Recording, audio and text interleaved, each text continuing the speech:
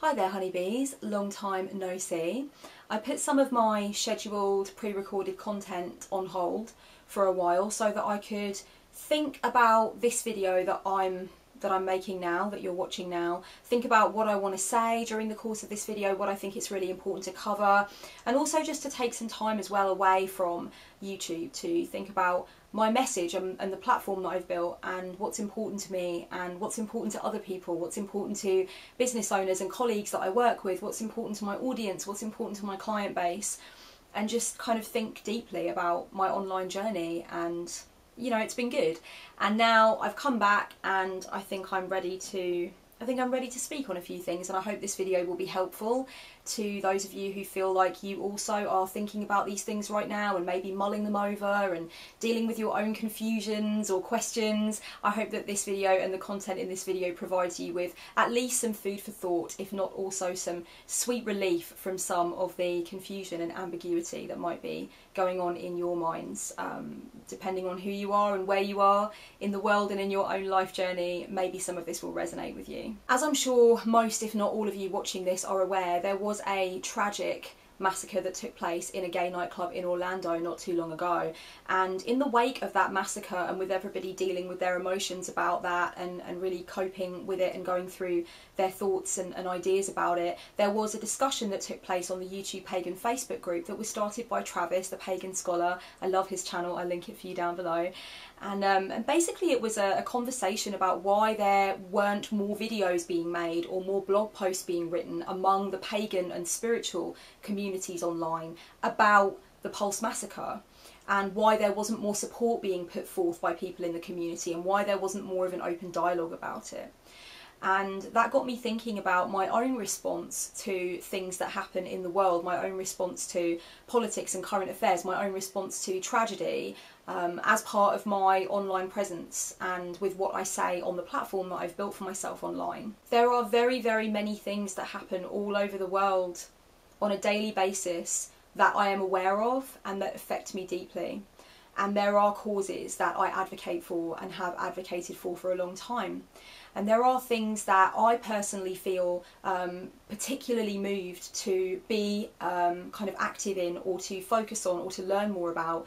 As I'm sure for a lot of you it's the same way. There are certain things that you feel particularly moved to advocate for. There are certain things that are of particular interest to you. I found the news about the Orlando massacre absolutely devastating, as I find a lot of news about a lot of things that happen all over the place devastating, and I thought it was particularly shocking because it happened in a first world country, because it happened in a place where there's more of a focus on rights and freedoms for LGBTQ+ people at the moment, the legalisation of gay marriage across every state in America, etc, etc. You know, obviously it was particularly shocking for that reason. I responded to this thread, and in my response I spoke about my concerns about Eurocentric grief. This is something that has always really bothered me, and it's bothered me for several years now as I've gotten more invested in the spiritual community online. It's always really troubled me that there are videos made or blog posts written or statuses made on social media whenever anything happens in an English speaking country, a Western country, a predominantly white country, you know, a country with a culture that we are better able to relate to, I suppose you could say. And to me, the outpouring of what I see as Eurocentric grief is troubling in the spiritual community, and I kind of explained that as one of the reasons why I don't really like to speak out about any tragedy or incident in particular, because I feel like if I'm going to speak, for example, about the Pulse nightclub massacre, then I'm going to also be speaking about, you know, a suicide bomb or car bomb that goes off in Iraq somewhere or in Pakistan. I'm going to need to speak about other things that are really of importance to me. I'm going to need to speak about, you know, the treatment and the rights of gay people in Uganda. Basically what I'm saying is I'd have a completely different channel if I spoke about everything that was going on in the world that was of importance to me, that I wanted to advocate for, or that I had really strong feelings about. The channel would be very different, and the channel is set up, you know, to focus on a number of things that fall under the umbrella of psycho-spirituality. After explaining that that was my position, I kind of felt that I needed to examine that, because something about it didn't feel quite right to me. So I sat there for a while with it, for a couple of days. I just took a couple of days to think about what it really means that because I don't believe in Eurocentric grief, I would be silent about all tragedy or about everything that goes on in the world. And what occurred to me was that what I was doing was engaging in a form of spiritual bypassing. I was kind of saying that because I didn't want to focus my lens on just one tragedy or just, you know, a number of tragedies to the detriment of others, that actually what I would do is I wouldn't focus on anything and I wouldn't make videos about anything, you know, that kind of stuff. Of course, I can't speak on every single thing that goes on everywhere all the time. Obviously, if I did that, my channel and my social media presence would be completely different. My presence would be set up to support a different thing. I would be talking about current affairs, I would be talking about, you know, what is going on politically, and that's not what the channel is intended to do. But that doesn't mean in any world that I can't stand up and advocate for things that I believe in. It doesn't mean that I can't offer comfort and guidance to people who need it when they are dealing with their thoughts and feelings about stuff that happens in the world. And it doesn't mean that I should stay silent on everything just because I can't talk about everything. You know, it's definitely important for me to speak up sometimes, and for me to vocally advocate for things and to give support to people that watch me that might need that support from me. And that's something that I've realised with the kind of second advent and the stronger advent of the Black Lives Matter movement, which I've been following with great interest and passion since its inception. And obviously it is a very, very hot topic and a big thing right now. It's gathering momentum, it's gathering strength. And what I've recognised with that is kind of what begun with the aftermath of the Pulse shooting. I've recognised that I don't use my platform enough to advocate for things that I believe in and to speak out for things that are important to me. I don't use my social media platforms enough, certainly, and that's something that I am willing to change, and it's something I'm willing to look at and work on. I think with spiritual bypassing, it can be really easy for people to not see that they're doing it until there comes a point where it's staring them in the face. And the reason I wanted to start by talking about that particular Facebook discussion is because that day in particular, it did start to stare me in the face. I realised that you know, I was telling myself this story that because I couldn't talk about everything that happens all over the world all the time, then my answer would be to not speak about anything any of the time, and to just, you know, ignore basically what's going on out there and just carry on talking about, you know, witchcraft and tarot, and just never really actually say anything about some of the difficulties that people are having in the world, and to never give support to people watching my channel who might really be struggling to process what's going on in the world. And that's not me, actually. That's not who I've ever been. I've never really believed in compartmentalising life like that, and I've never believed that spirituality should exist in a comfortable and safe bubble where we only really work on ourselves and we only really work on what's internal, and we work on that to the absolute detriment of whatever is going on around us, any causes, any movements, any strife, any tragedy. I've never believed that spirituality is about just going inward and focusing inward. I've always believed that the broader point of having a spiritual practice and a spiritual focus is to be able to step out there and be effectual in the world. And I suppose you could say that this video is kind of part of my attempt to do that in my own way. I would like to talk about the word privilege and what it really means, because I feel like in vast areas of the spiritual community, as far as I've seen from, you know, the 10 years or so that I've been looking and kind of watching people online in the spiritual community, I feel like it's one word that really gets a lot of people's backs up, that a lot of spiritual people don't really understand, and that a lot of people do see with a certain degree of scorn. We want to distance ourselves from the word privilege. We want to insist that we all have our own individual stories, and that none of us have really been privileged, that we've all had our traumas and we've all had our difficulties and tribulations, and there's absolutely no doubt that that's true. But privilege doesn't really mean that your life has been, you know, handed to you and everything's been handed to you on a silver platter, and that's not what privilege means. So I kind of think we need to start by getting on the same page about what privilege actually means. Acknowledging that you are privileged in some way, that you benefit from the way that a system is set up in the world in some way, does not mean that you are saying that you've never had any hardships and you've never been through any difficulties. That's not what it means at all. It just means that you acknowledge that the world, societies, systems of governance, etc. are set up to support certain kinds of people, and actually they're built on the backs of, or built to oppress, certain other kinds of people. So for example, okay, I have a long history of mental health problems. When I was younger, I had a serious breakdown. I tried to kill myself. I experienced psychosis and depression. It was a very, very difficult time for me. I've struggled with mental health on and off through the years. I self-harmed extensively for 7 years of my life, etc., etc. I had eating disorders or disordered eating and so on. So I acknowledge that that's something that I have been through in my life. I acknowledge that it was a difficulty that I went through, and I acknowledge that in many ways, you know, I really, really struggled with that. However, I also acknowledge that my experience would have been 10 times more difficult with all of that had I have not been white. I acknowledge that I didn't have to worry about going to the hospital or going to see my doctor or, you know, going to the psych ward or anything like that, because I didn't have to worry that any of the staff might be racist or might have preconceived notions about me based on race. I didn't have to worry about that. You know, I didn't have to worry about gaining access to resources on the basis of my race. Those kinds of things didn't come into it for me, and I acknowledge that I was privileged in that way. So I can acknowledge that I've experienced certain difficulties in life, whilst also acknowledging simultaneously that those difficulties could have been made more difficult had I have been a black woman, for example, rather than being a white woman. I can acknowledge that. I can acknowledge that there are certain benefits to being white, benefits that I can't sign out of, and benefits that a person of colour can't sign into. Acknowledging the pain of certain groups of people who are marginalised in some way does not mean that you are saying that you have not experienced any pain. It doesn't mean that. And I think that's a mix-up that a lot of people in the spiritual community are kind of making at the moment. A lot of people seem to want to distance themselves from the word privilege and to insist that they have had their own personal story of trials and setbacks and pain, but that's not what privilege means at all. It basically means that you acknowledge that you have certain advantages just by virtue of the way that you were born or what you look like, you know, and that's privilege in a nutshell. And it should be really easy to acknowledge when you have privilege. It shouldn't feel like you're being stripped of your personal story in any way. That's not what it means at all. I acknowledge that I've been through difficulties in my life, but I also acknowledge that there are certain things that I will never have to experience in my life.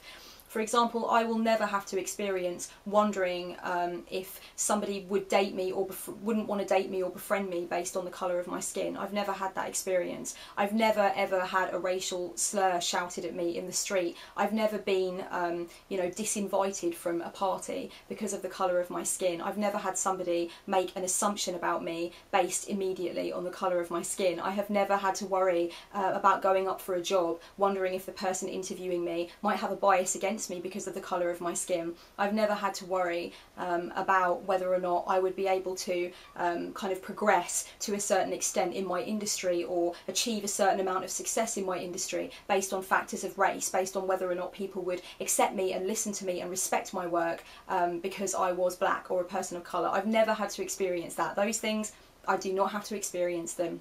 So privilege, the idea of acknowledging your privilege, it should be pretty easy to do, right? Like, you know, you can acknowledge, for example, that you have able-bodied privilege. It should be pretty easy for somebody who is able-bodied to acknowledge the privilege that they experience as an able-bodied person in comparison to somebody who does struggle with a disability in this world.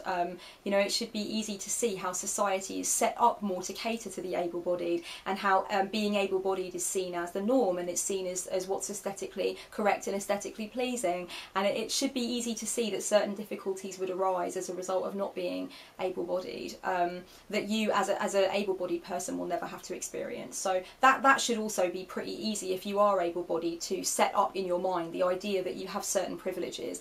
And privilege has got nothing to do with money, it's got nothing to do with socioeconomics. It's not like somebody is saying you're privileged like saying you're rich or you had an easy ride or your parents helped you. And I think that's another confusion that people mistake about privilege, is it sounds like it's to do with money, it sounds like it's to do with being very materially comfortable and not really having to worry about that kind of thing. And again, that's not what it is. It's the word privilege is maybe not the most convenient word that we could use, but privilege is the word that it's been put into the lexicon, and that's what it means. It just means acknowledging that you have certain advantages, and it's through no fault of your own, but you have a responsibility to acknowledge that you have those advantages, and that's part of understanding the world that you live in. It's just part of being realistic. That's how I see it. I see acknowledging my privilege as just being absolutely realistic about the world that I live in, being honest about the world that I live in, recognising the advantages that I have and the status that I have just innately, just through virtue of how I was born and where I was born. I acknowledge those privileges, and I think that's just part of being real. That's just part of having both feet on the planet and saying, yes, I acknowledge that these structures of power exist, and certain people benefit from them and certain people are oppressed by them. Like, I get that, and I don't think it should be that hard to get that. And I think that a lot of people in general, but in the spiritual community, it's something I've witnessed over the years, definitely feel very sore about the word privilege. And I just want to say that it doesn't mean that your personal trial, your personal difficulty is being in any way stripped away from you whatsoever. I don't feel like lessened, or as though my life story is being lessened by acknowledging that I have white privilege or that I have cis privilege. You know, cis basically means that I identify with the gender that I was assigned at birth. So I see myself as a woman, and I am genetically female, and you know, so I basically go on in life and in the world with privileges that trans people don't have in that way, or gender non-conforming or gender non-binary people. You know, they don't experience that kind of privilege. But at the same time, I would expect a man to see his privilege in relation to me as a woman. You know, so it swings and roundabouts. It's absolutely swings and roundabouts. You know, it's recognising what privilege you do have and recognising that it does not diminish your story in any way. At the beginning of this video, I explained an experience where I recognised my own spiritual bypassing. And so now I want to talk about what spiritual bypassing is. And there are a lot of great articles and blog posts that kind of break down what it is. I know Teal Swan has a particularly popular video about spiritual bypassing and what it is. And it's something that I'm planning to go into in a later video where I actually break down the different kinds of spiritual bypassing and explain more about how you can identify tendencies of spiritual bypassing in yourself. And it is a very potent form of shadow work. It really is. It's definitely all about shadow work, spiritual bypassing, recognising that you are using your spiritual beliefs and your spiritual practices to run away from reality and to run away from your pain. That is absolutely so potent in terms of shadow work. It's such an important thing to do, of course, for everybody that proclaims themselves to be spiritual and on a spiritual journey.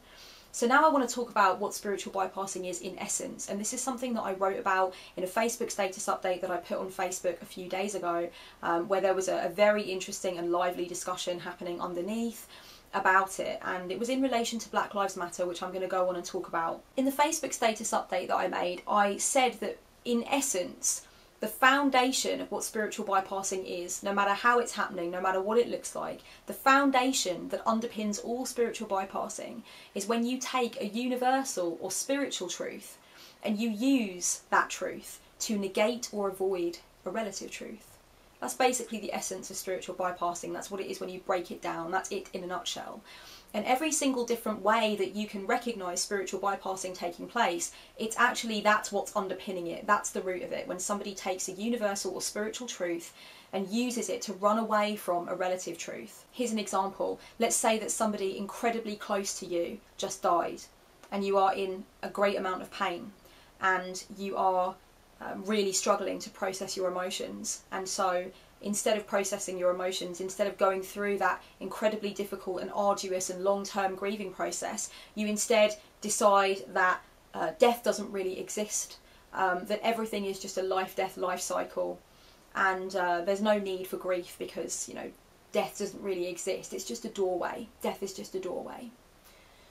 That can definitely be seen as a form of spiritual bypassing, okay? Because the idea that death is a doorway, the idea that we're infinite, that life is infinite, that everything is infinitely and intimately connected, those kinds of sayings, those kinds of ideas, they are what's known as universal truths or spiritual truths, or at least very potent spiritual concepts. The relative truth that you're attempting to avoid in this case is that somebody very close to you just died, and you are in an incredible amount of pain over it, and there's a grieving process that needs to be undergone, and there's a process of acceptance and sorrow that needs to be gone through. That's the relative truth. The relative truth is obviously difficult, it's obviously unpleasant, it obviously feels bad.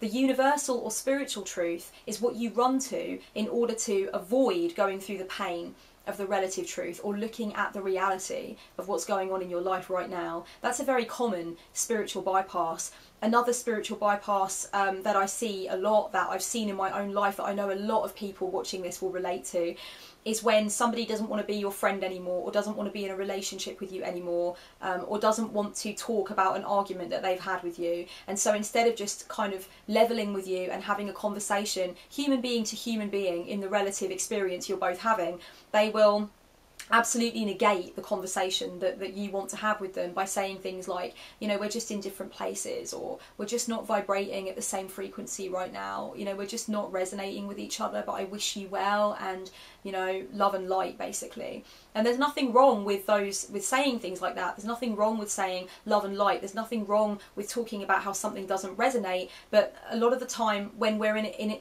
an experience with somebody where we need to have a tough conversation, where we need to be honest about our true feelings, where we need to be clear about why we want to walk away from something, a lot of the time a person will want to completely avoid that conversation. They're not going to want to get their hands dirty with that conversation. So if they have a lot of spiritual lexicon to draw on and turn to, they will pluck something like that out of the bag. They will say, you know, we're just not resonating anymore, and we're on different life paths. And although that is the universal truth, that is absolutely the cosmic truth, that is the spiritual truth, it actually avoids and negates the relative truth, which is that two people who have meant something to each other, their relationship is breaking down, and there needs to be a communication about that. That's the relative truth of what's going on. You know, there are real reasons why somebody wants to walk away from the relationship, but if they don't want to discuss it, they will turn to a universal truth, and they will use that to negate the discussion that they should be having. So I hope I've explained in essence what spiritual bypassing is about. It's about using those universal truths, those key spiritual concepts that we're also aware of, and it's about using them to run away from real life. It's about using them to turn away from what's actually going on in the world.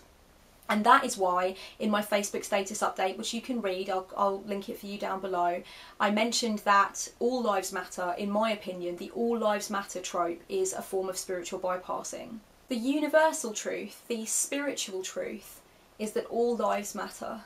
Absolutely, that is the truth, that we are all equal, that we should all be united, that we are all ultimately one, that nobody's life should be diminished by anybody else's life, that we're all on an equal footing, that we're all made of star stuff. That's a spiritual truth. And when I say those things, yes, it fills me up. Yes, it means something to me when I say that, when I say anything like that, we're all made of star stuff, we're all equal, we're all one, we're all connected, we're all holy.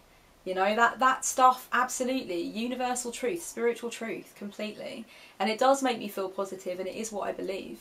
The relative truth, however, is that we live amid systems and amid policies and amid attitudes in society which vastly diminish the lives of some and actually elevate the lives of others. The Black Lives Matter movement, which I sincerely believe is the birth of a new civil rights movement, is a response to reality. It's a response to the reality. It's a response to systemic racism. It's a response to a deeply unfair and prejudiced judicial system. It's a response to statistics, pure and simple statistics. It's a response to what is really going on out there, especially on the streets of America right now. As tempting as it is to use the spiritual truth that all lives really do matter in order to avoid having a conversation about the fact that Black lives are treated as though they don't matter, I won't do that, and I urge you not to do that either. I'm going to read you a couple of paragraphs from the Facebook status update that I wrote the other day.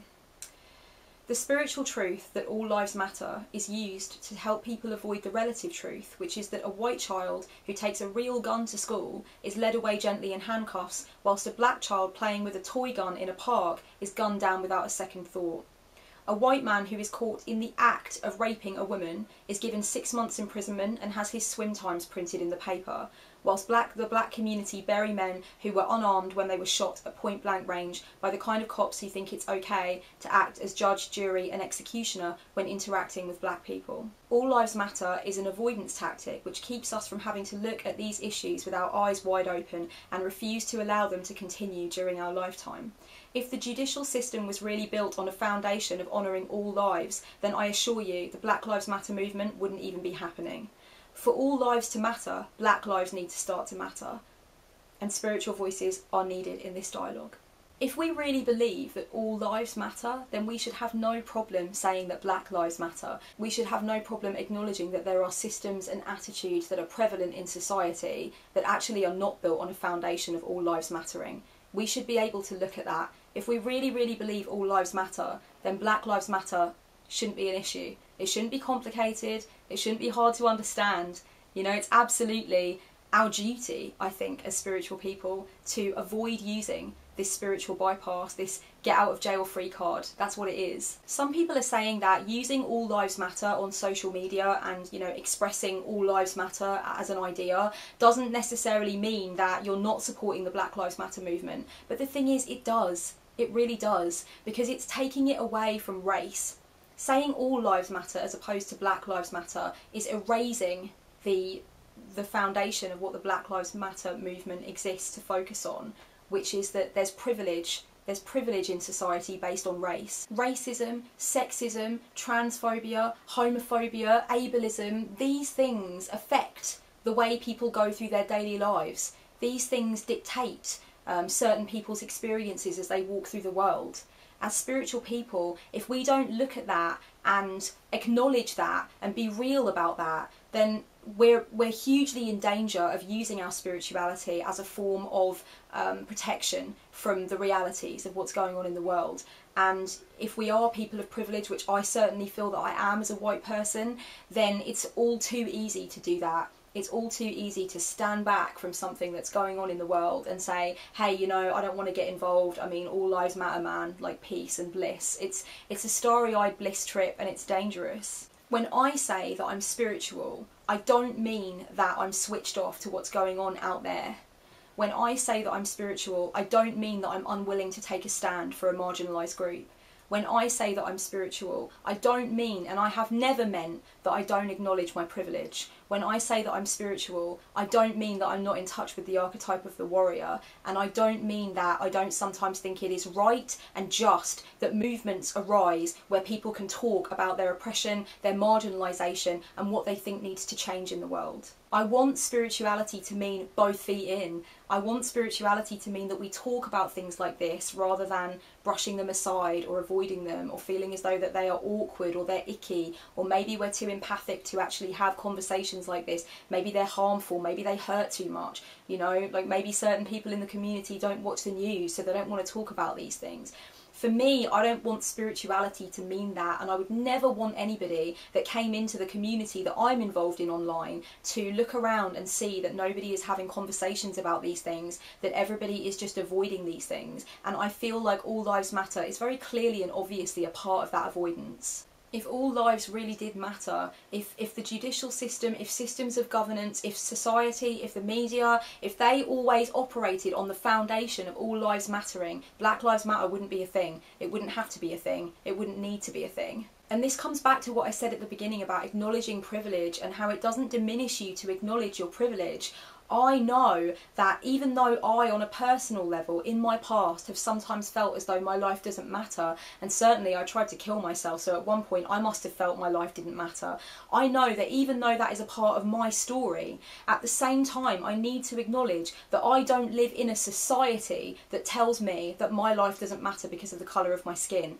I live in a society that tells me that my life is important because of the colour of my skin. I don't deal with systematic racism every day, systemic racism every day. I have never experienced that. I don't live in a society that's set up in a way where I experience that. That doesn't diminish from the fact that I've experienced pain in my life. That doesn't take away the fact that I've had difficulties in my life. But I acknowledge that I don't have those difficulties, and I acknowledge that those difficulties exist. I do not want to close my eyes to them. I want to say that I acknowledge that Black people experience things that they shouldn't have to experience and that I don't experience as a white person. That's acknowledging your privilege, pure and simple. And that's why it's important that if you're listening to this and thinking, yeah, that makes sense, I can sign up to that, that's obvious, that's fine, that's common sense, then I would urge you, if you haven't been open about your support of the Black Lives Matter movement, to do so. I realised after I had that dialogue with Travis and others in that amazing thread on the YouTube Pagan Facebook group, I realised that it actually means so much to people when you just voice your support of something or just say that you are aware of something. It doesn't seem like it should mean that much for you to just tweet hashtag Black Lives Matter. It doesn't seem like it should make a difference to people, but it really does. And it's something that I realised when I posted Black Lives Matter on my Facebook wall a couple of weeks ago. I realised that it's important to black people to see that from white people that they respect, whose work they look at, who they follow online, who they interact with online, who they buy readings from online. It means a lot to them to see, because it's easy to use your white privilege to turn away from this conversation and to kind of be like, oh no, I don't want to, that's all a little bit kind of complex and I don't want to get involved with that. Like, it's easy for white people to say, I don't want to get involved with that right now. So if a white person is prepared to openly support Black Lives Matter, then it shows that they are not prepared to just take the easy way out and just enjoy their privilege and enjoy the fact that they don't have to get involved with this conversation if they don't want to. And that's what made me realise that it means a lot to people. It means a lot to people. It's not nothing. It's not nothing to tweet your support openly. It's not nothing to retweet a post about the Black Lives Matter movement and how you can get involved in it. It's not nothing to retweet anything, any cause that you care about, any cause that you advocate for. It does mean something. It does raise awareness. It does get other people thinking, and it does show people in that marginalised group or going through those things that you're advocating for the end of, for a stop to. It shows those people that you care, that you are out there fighting for them and fighting with them. I think that when we speak out on anything, any injustice that's going on in the world, it means that we're not being complicit.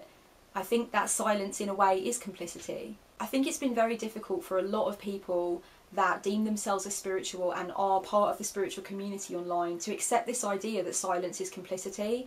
I think that a lot of people have taken it as an accusation of racism, and a lot of people have taken it as an aggressive standpoint, you know, to say that if you don't express openly your support of the Black Lives Matter movement, then you are a racist, you know. And that's, I think that people have taken it the wrong way. Essentially, basically what it is like this: if you acknowledge that society is set up so that certain people are deemed less worthy, or so that certain people are oppressed, or certain people don't have access to rights in the same way that certain other groups of people do, then you also kind of have to acknowledge that a society that's built like that wants us to stay silent about these things. A society that's, you know, rolling on those particular wheels, like, obviously when you roll along with it and don't say anything and don't challenge these things and don't say, hey, we need to fucking do something about this, this is not right, when you don't say anything about it, you are absolutely contributing to those wheels in motion of that particular society. You're contributing to its smooth sailing on into the future without being confronted and without being changed. That's all it means. It means that, like, you know, let's see it as a steam locomotive of, like, you know, injustice and white supremacy that's just going on the railroad tracks. And if we just sit there on the train and go, okay, seems okay, then we're contributing to that train making its way on into future generations and continuing to be the train that we're all on, you know. We're contributing to the continuation of the status quo. That's what it means. It's not a personal attack on you. It's not anybody saying that they've looked into your soul and they can see that you're a hateful racist and a member of the KKK because you didn't tweet hashtag Black Lives Matter. It doesn't mean that.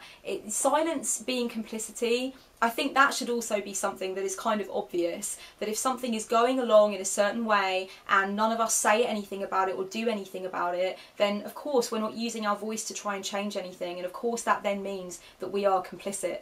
I mean, that it shouldn't be that difficult. I feel it's kind of obvious, but I feel like a lot of people have taken it as a very aggressive accusation of racism. I don't want anyone to think that it's like that. It's not like that. It's just really a reminder that your voice is more powerful than you think it is. Your voice means something, particularly if you're in a position of privilege. And in relation to the Black Lives Matter movement, if you're white and you express your support of Black Lives Matter and you consider what you can do to help that movement thrive and to listen to what the essence of that movement really is and why it's happening, then you are not complicit with this big machine of bullshit. You are not just another cog turning and whirring inside that machine. You are removing yourself, you're extracting yourself from that machine and standing outside of it and saying, I'm looking at the machine and let me tell you, it sucks. So why is it important as a white ally or as a person of colour who is non-black, who wants to be an ally, why is it important for you to speak out in support of Black Lives Matter on social media and in your day-to-day life? Because it means that you're not complicit. It means that you're not complicit in a system that degrades and devalues and diminishes black lives, and particularly, of course, in America, where there's been a systemic issue that's come from a very gruesome and bloody history of doing that for years. It seriously helps, encourages and supports black people. As the Black Lives Matter movement has gained more traction and become much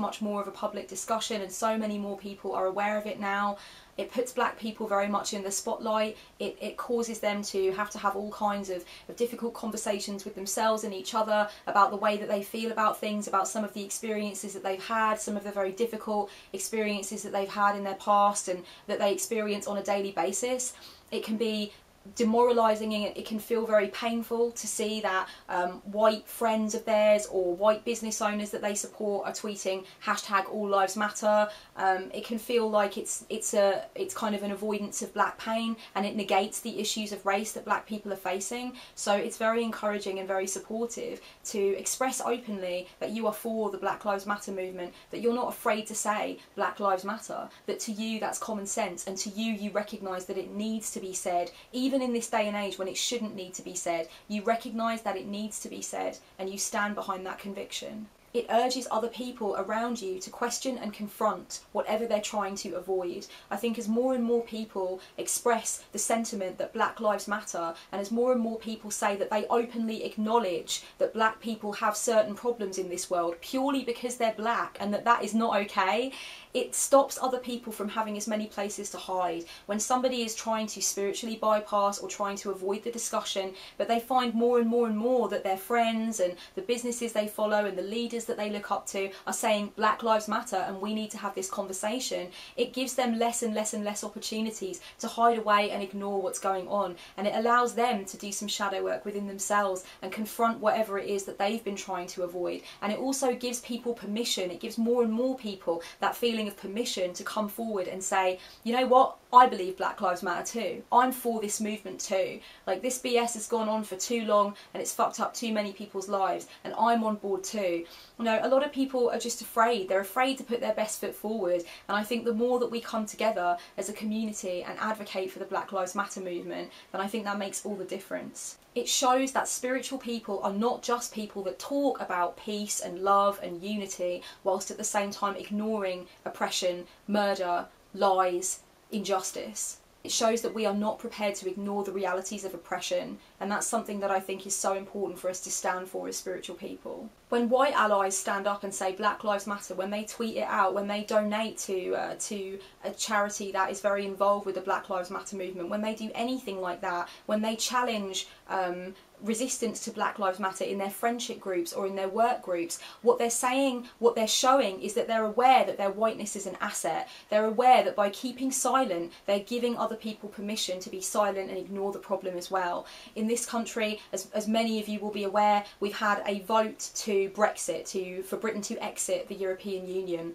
and a lot of the campaign, a lot of the Leave campaign was built on lies, it was built on xenophobia. There were a lot of fucking dodgy things going on in the campaign strategy and the propaganda that was used to try and convince people to leave the EU, and a lot of it was built on a resurgence of far-right feeling in this country, and on very unfortunate resurgence of far-right street groups in this country. I've been watching this unfold, I've been watching it closely unfold for the last 10 years, and let me tell you, since the Brexit vote happened, there's been a 42% statistical rise in xenophobic and racist attacks on the streets of this country. Why? Because the Brexit vote is seen as an advocation of xenophobic feeling.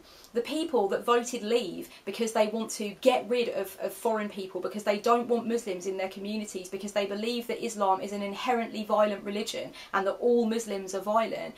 These people that believe these things, they see the Brexit vote as an advocation of those views that they have. They see the Brexit vote as permission to go out there and actually attack Polish people, Muslim people, you know, dark-skinned people, non-white people. They see it as permission permission to graffiti the centres of Muslims and Eastern European people. They see it as an advocation of their insidious views.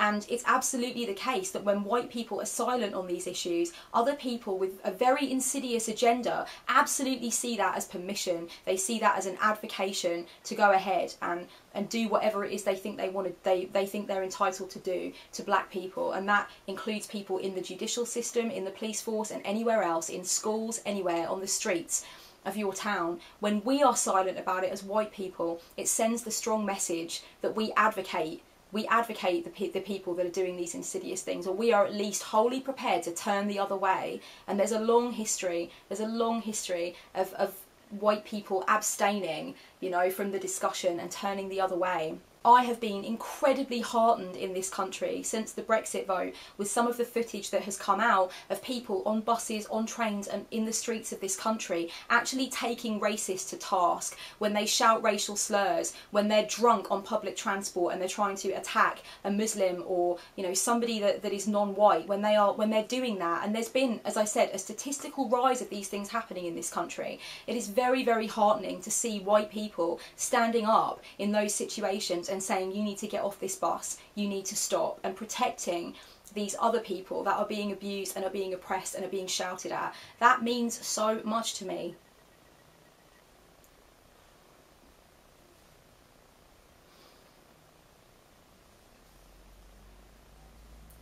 It means so much.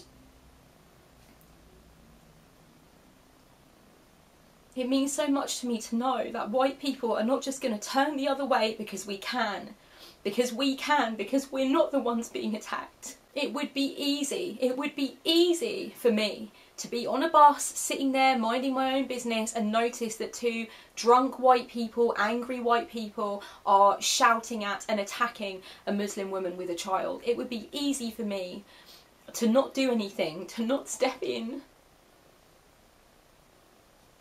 Damn it, I promised myself I wasn't going to cry. It's the easy way. That's privilege.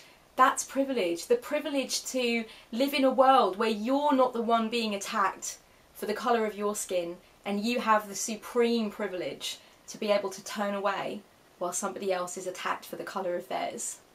When you express your support of a movement like Black Lives Matter, you are saying, I don't want this privilege anymore. I really want all lives to matter, and I acknowledge that I have the opportunity to turn away, that I don't have to get involved, that it's not me that's under attack. I acknowledge that I have that privilege, and you know what? I relinquish it. I relinquish it. I don't want it anymore. I have no idea how much of that I'll keep in. Especially if you claim to be a healer, if you claim to be a light worker, if you claim to want to be in the service of true unity and empathy and union with your fellow man, then I think it's vitally important that you give your support to movements like Black Lives Matter and other movements of that nature. I think it's really important to be a part of the dialogue around social justice in general. I think that is the true archetype of the healer in action. It's actually doing it, it's living it, it's not just saying it, it's not just feeling it, but it's fucking living it out there in the world, you know? It's very easy to say something, it's much more difficult to live something. But I want to live it, just even that little bit more, just as much as I can in my own little way. I want to live it, I want to do something about it, and I consider this video to be part of what I'm trying to do about it. I want to talk about a few of the reasons that I've seen online for why people wouldn't necessarily want to voice their public advocation of the Black Lives Matter movement, or they wouldn't want to express their agreement with the sentiment of Black Lives Matter, because there have been a lot of different reasons that have come up, and a lot of reasons that people have given. I'm not talking about, you know, in the thread underneath my status update, but certainly I've seen dialogue, you know, kind of rolling out about why people might instead choose to support hashtag All Lives Matter, or just refrain from being involved with the online discussion. Some people have said that they are actually active in social justice in their real life, and they think that's much more important than being actively involved with it online.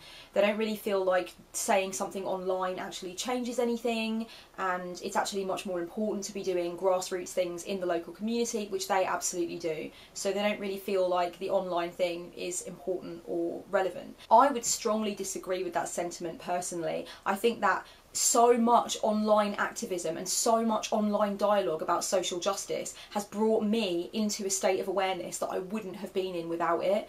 Actually, online activism is so fucking powerful these days. It's really, really powerful. So many of the videos that I've watched and the creators that I support who are talking about things to do with social justice, things to do with greater representation for marginalised groups, all that kind of thing, it's brought me to a state of an awareness of what's going on in the world and what people who are different from me are dealing with that I otherwise wouldn't have known about. I think it's really important, and I've personally donated to different creators, particularly on YouTube over the years, that I feel are putting forth really important content. Blaque, whose channel that I'll link below, I've been a patron of hers for about a year now, and I think the work that she puts out is absolutely incredible. The messages that she puts forward about black rights and about white supremacist society is just amazing, and her delivery is incredible. So many different blog posts and videos and hashtags that have been started have brought me to a much more heightened awareness of what I can be doing and what I'm not looking at that I need to be looking at, or that I haven't been aware of that I can now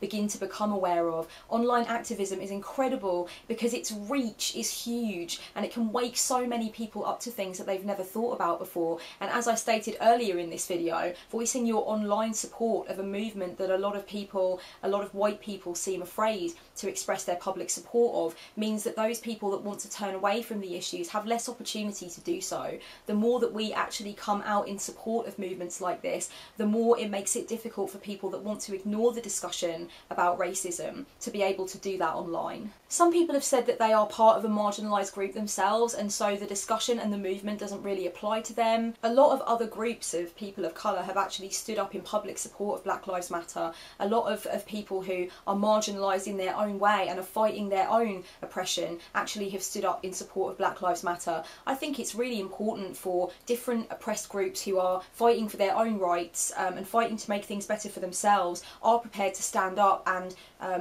put their support behind other movements that are doing the same thing. I've seen some really, really cool things going on at Black Lives Matter protests, like photographs that I've seen of things like, you know, Puerto Ricans for Black Lives Matter, Asians for Black Lives Matter, and groups of like other people of colour that are coming out in support and you know, specifically saying, hey, we also experience marginalisation and we're behind you in fighting and bringing awareness to your marginalisation. And I think that that is beautiful. There's no reason to think that because you're struggling, you know, with marginalisation in your own life in some other way, or that you are not white, that you don't need to support Black Lives Matter or you shouldn't support Black Lives Matter. There's also this idea that if somebody's going through their own issues or facing their own difficulties, that they don't have any ability, they don't have any time, they don't have any energy, they don't have any brain power to place their focus on a movement like Black Lives Matter. So there's basically this idea that even though they do support Black Lives Matter, they can't do anything actively to support it because they're going through their own stuff.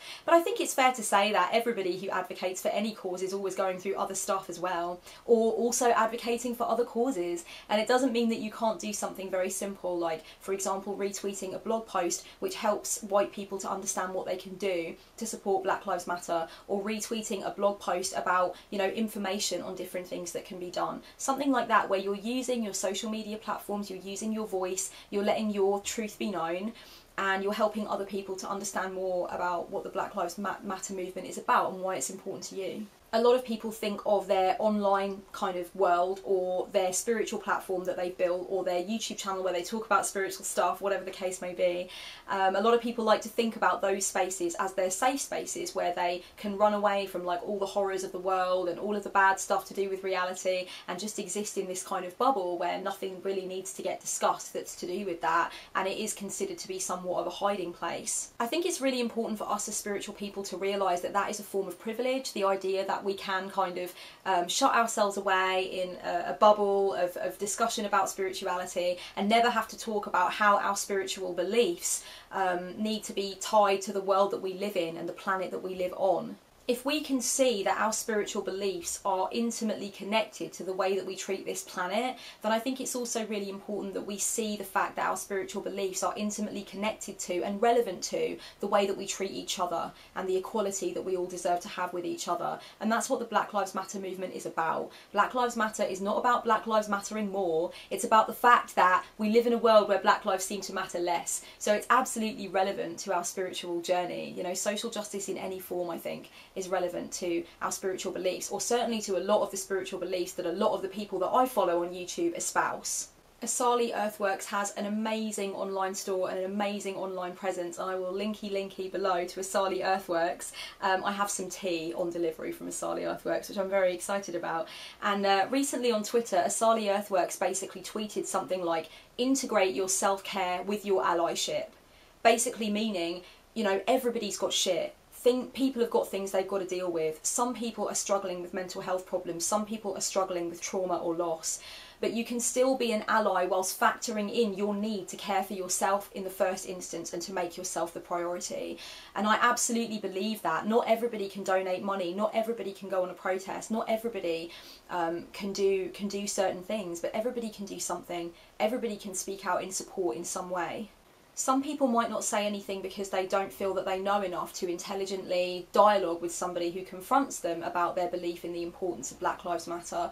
And to that I would just say, you know, read, learn, keep reading, keep learning, keep understanding more about why you think it's important from a spiritual place as well as from a political place, you know, because those things do overlap. I think they should overlap. I think if they did overlap, the world would be a hell of a lot healthier. A lot of people that have spiritual businesses don't want to put off potential customers by posting memes that are in support of Black Lives Matter or bringing up other social justice issues. I think the idea with this is that a lot of people that have a spiritual business have an awareness that a lot of their potential clients might be the kind of people that don't want to think about the news or don't want to think about what's going on in the world, and maybe consider themselves to be too fragile to really, you know, give a lot of thought to what goes on in the world, like it's distressing for them, and so they don't really want to think about it. I think it's important, if you're building a spiritual business, to think about the kind of business that you want to have, think about the kinds of clients that you wish to serve and the kind of audience that you want to build around your message, and think very carefully about the message itself.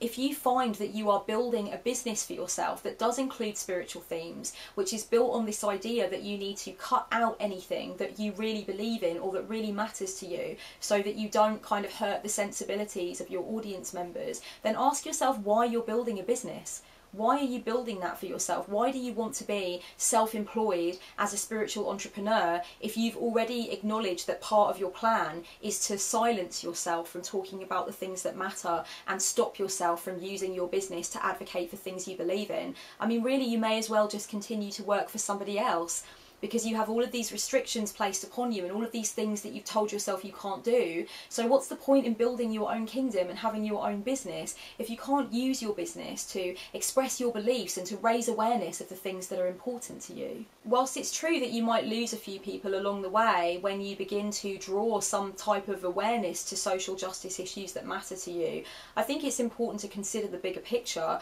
You know, I have blatantly been told on Facebook that by a certain individual that they've lost respect for me for speaking out against All Lives Matter and for saying that it's important to say Black Lives Matter. And I'm sure there are others who have lost respect for me over it. But you know what? There has to come a point where I stand up and speak for what I think is decent and for what I think is spiritual. And there has to come a point where I support the Black audience members and Black clients and Black people, particularly Black women in this industry, who have been an inspiration to me, who have supported me financially through purchasing from me, and who have inspired me with their creativity, with their innovation, with their boldness. I have to say that I stand in support with those people. It doesn't make any sense to remain professionally silent about something that's important to me on a personal level, because for me, my business and my personal life, they overlap. They dance with each other. They dance with each other. So I can't stay silent about this. And if I lose the respect of a few people who don't want to follow my content anymore, then I think it's better they know sooner rather than later that I advocate for Black Lives Matter and that I advocate for the safety of Black people. And I think it's good that we know where each other stand, and they can go their way and I can go my way. Losing respect from a few people is really a very, very, very small price to pay, I think, for standing up in support of black people who are going through so much stuff that I'll never have to experience. I've lost respect from a few people, I've lost the support of a few audience members, but in the bigger picture, is that anything compared to what black people are going through right now? I don't think so somehow. A lot of people would say that they don't support Black Lives Matter because they feel like everybody's opinion is valid and they don't want to take a stand in either direction. They just want to kind of respect and appreciate that everybody has an opinion, but you know what, that doesn't mean that you can't have an opinion yourself, you know.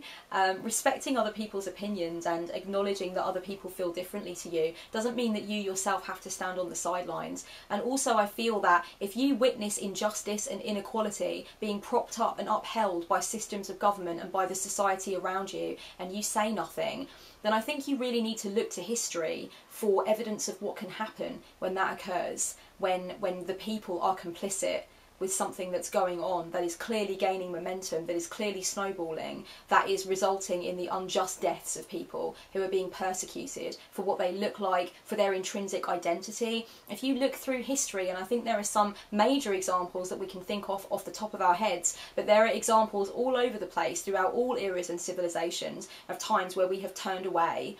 And that's truly what the idea of the collective shadow is about. And I've spoken about the collective shadow before. I will link the video for you below where I talk about Jung's idea of the collective shadow. And really we have a choice.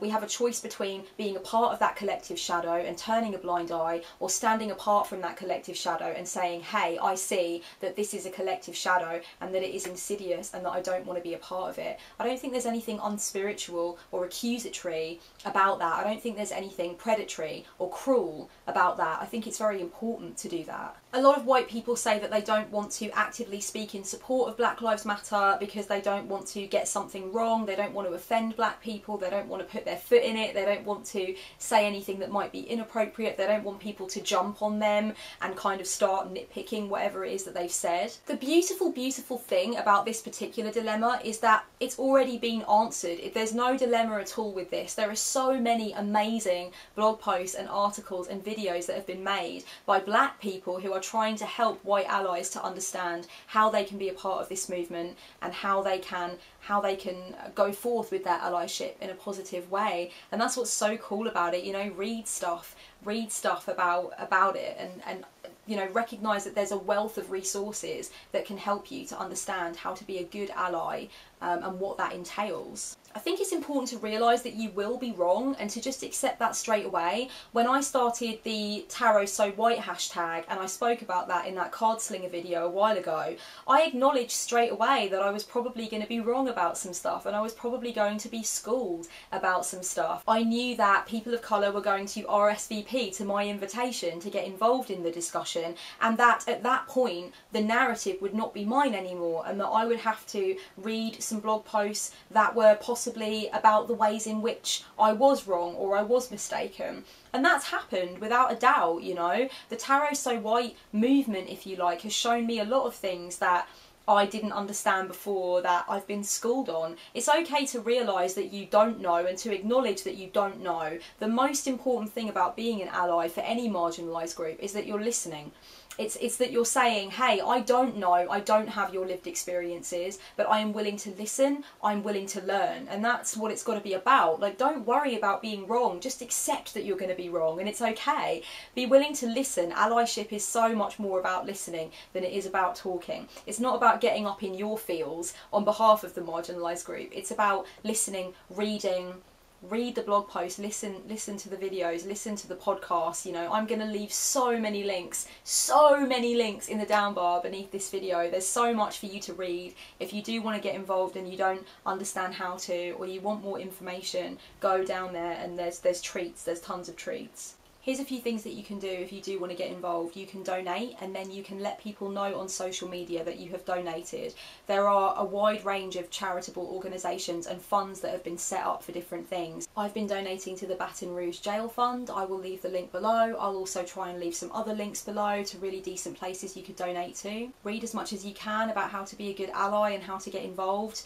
Make sure that you're not going to, you know, black associates and friends of yours and asking them to explain every damn thing to you and help you to understand the finer points. It's not their job to do that. There is so much information that is freely given, especially on the internet, that we can be looking at and absorbing. It's not the responsibility of any one black person, any black friend or black partner or anyone else in your life to explain to you how to be a good ally.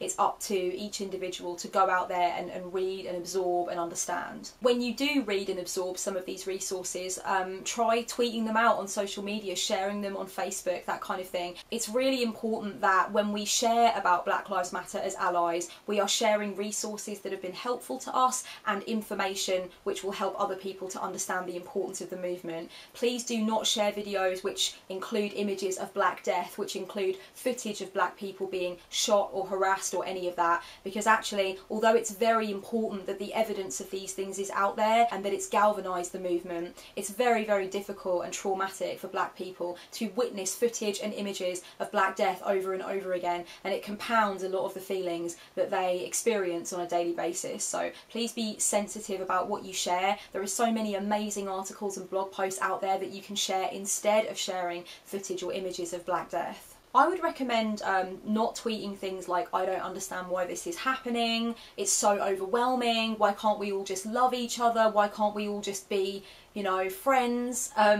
Because even though I'm aware that those feelings come from a place of frustration and overwhelm, and they come from a place of totally good intention, they totally negate the fact that cause and effect is a part of all of this. You know, we know that racism exists, and we know that a lot of the systems that we have in place actually prop up racism and allow it to thrive. We understand, particularly in American history, we understand about the after effects of chattel slavery and segregation. We understand that these things happen. We know that lynchings happen. We understand, you know, that if we look through history, we understand about colonisation, imperialism, white supremacy. So when we say things like, I just don't understand why this is happening, that as well can seem quite insensitive and can be very harmful to black people. And just on a broader spectrum, it can be harmful to people of colour when we're talking about racism as a wider issue, to say things like, I just don't understand, or I can't believe we've come to this point, or why is this happening?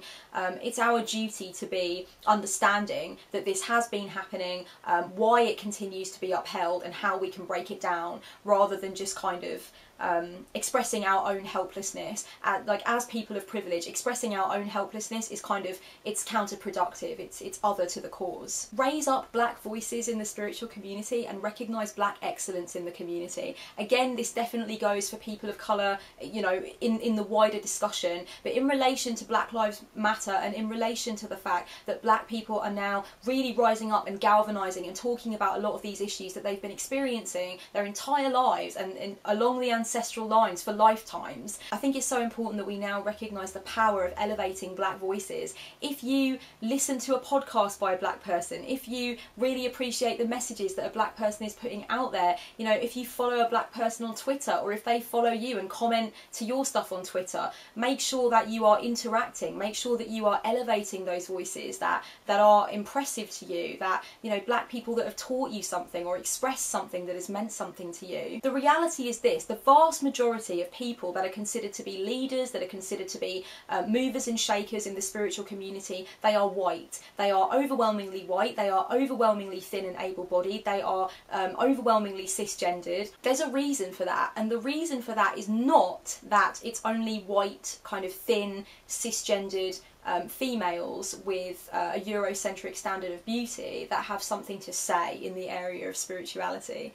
Like, that is not the reason. Okay, the reason is clearly to do with something deeper and more insidious, and something that runs through the whole of society and the whole of our human history. It is therefore our duty to raise up more diverse voices and to want to hear from people with different lived experiences. If you appreciate the content of a black business owner and the presence of a black business owner, buy from them.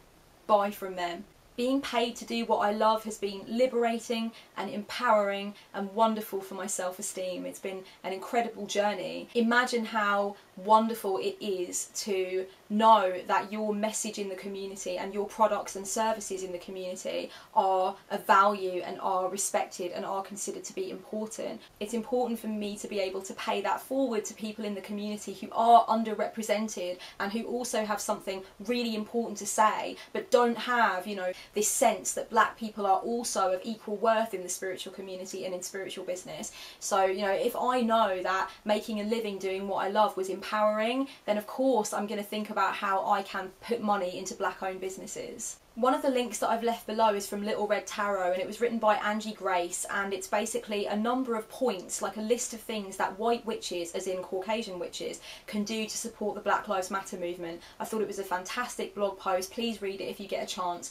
And one of the points that was mentioned was that you can come out of the allyship closet. You can come out of the closet and state your public support of Black Lives Matter.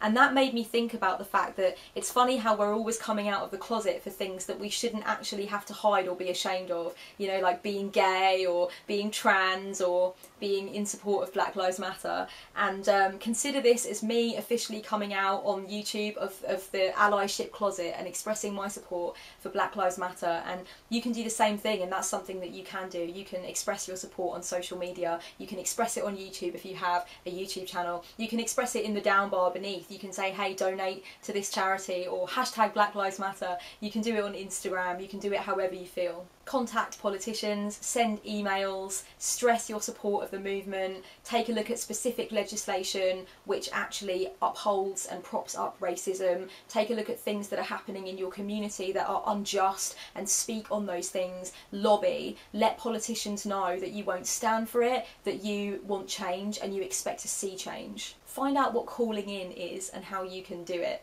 I'll leave a blog post below that explains what calling in is rather than calling out. And for a lot of spiritual people who do see very problematic things being said among their friendship groups or among their groups that they hang out in online, it might be really useful for you to understand the finer points of what it is to call somebody in about their racism rather than to call somebody out about it. Don't let racist comments slide in your family life or online.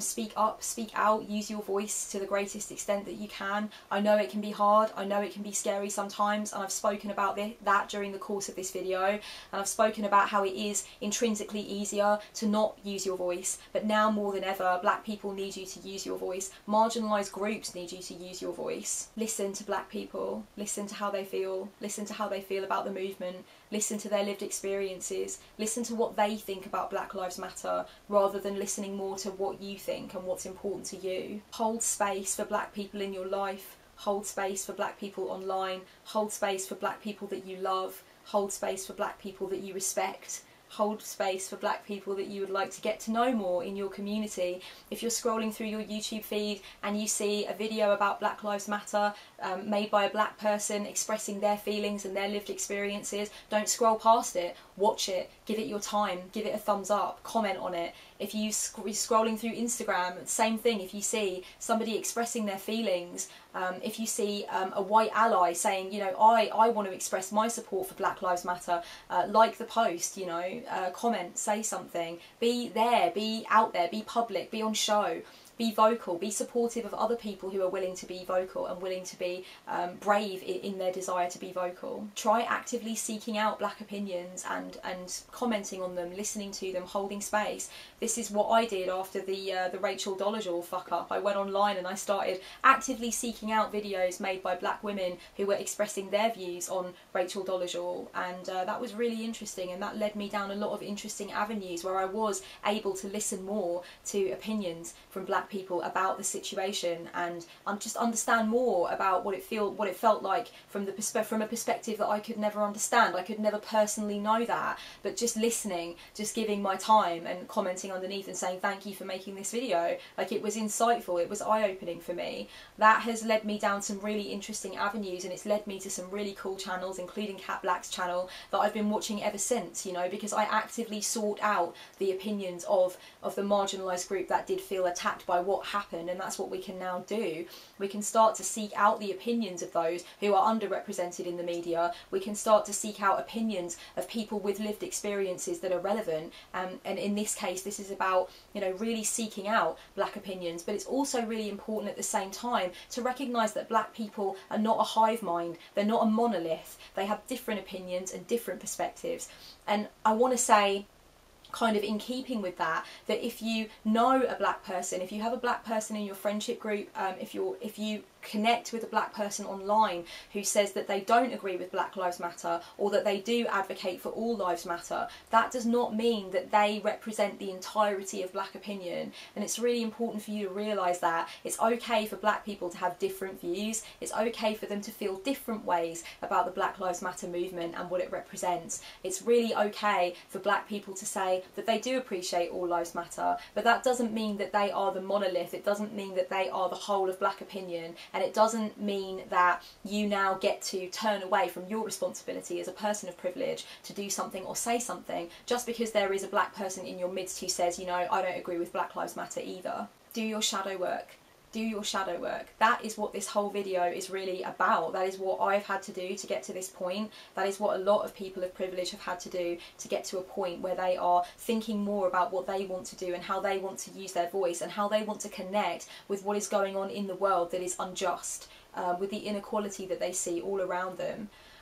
So doing shadow work is, I think, a key part of what it means to be involved in social justice and to think more about how you can use your voice and use your power to do something. Shadow work is not just about what goes on in here, it's about how you connect with what's going on out here, and that's the other side of it. And if we don't look at that other side of it, then essentially what we do is we endanger ourselves to becoming spiritual narcissists. I'm going to leave a video below by the fucking amazing Katey Flowers, who I adore, and I'm so glad to see her back on YouTube.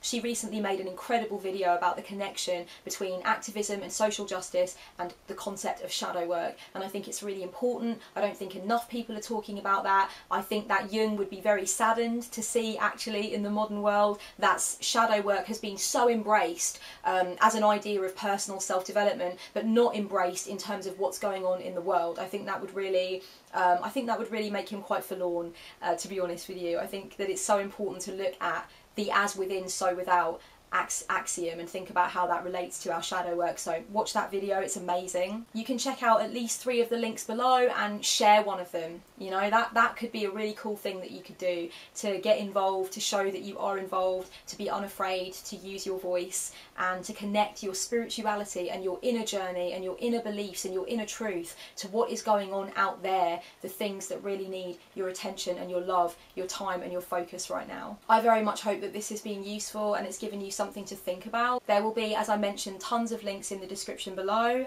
Comments for this video will be by approval only. This is not something that I've ever done before, and it's not something that I'm going to make a habit of doing, but in this particular case I want to create a safe space and a comfortable space for my black viewers, for my black audience members. I think that's really important, and so anything that I think will get in the way of creating a safe space for healthy dialogue down below the video just simply will not be published, and I make absolutely no apology for that on this occasion. I think that's important, and I hope that you will respect that. This has been me just using my platform to do what I can, and I'll continue to do what I can. If you don't follow me on social media, you can find everything down below in the down bar. You can come and follow me, check out what I've been tweeting about and speaking about on Facebook. I will continue to be vocal about my support of this issue. I've been in support of Black Lives Matter since its inception. I do see it as a new civil rights movement, and I do think it is of great importance, and it's very close to my heart, as are a lot of other things, and I will be being more vocal about things that I'm championing and things that I'm donating to and stuff like that. Other than that, the channel is going to be remaining completely on track. I'm not changing the direction of the channel.